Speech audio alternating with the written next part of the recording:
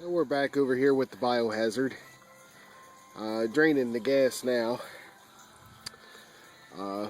Sorry to be doing this video, but I'm, in my condition, I've actually got a cold, but I'm gonna go ahead and work on it, and I figured y'all would want to be here for it.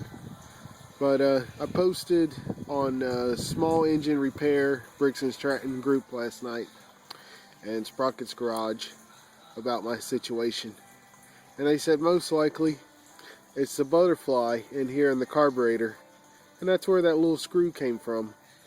They said either the flap is stuck wide open when it runs or something like that.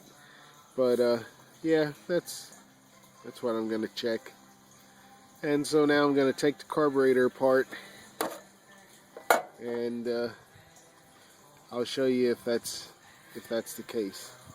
I'll be damned if they weren't right. But I've never had that happen before.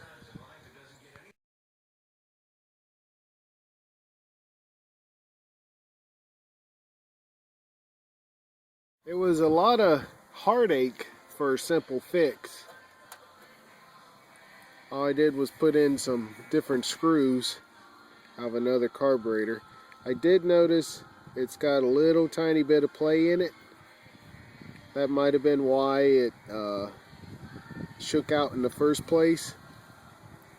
I'm not sure, but I guess I could just keep a check on it every once in a while. When I pulled the engine apart, I could only find one screw that was smashed all to pieces.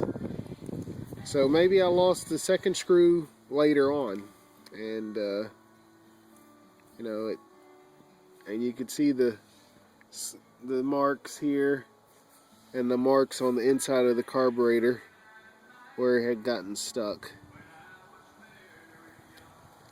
So I'm gonna put it back together and start it up and see if this has fixed it. No more high rev!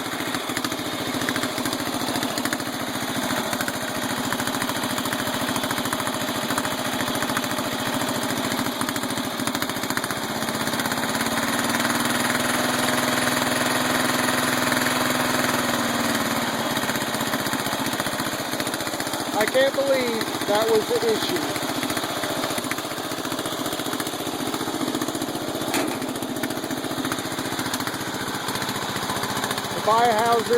The biohazard lives to die another day.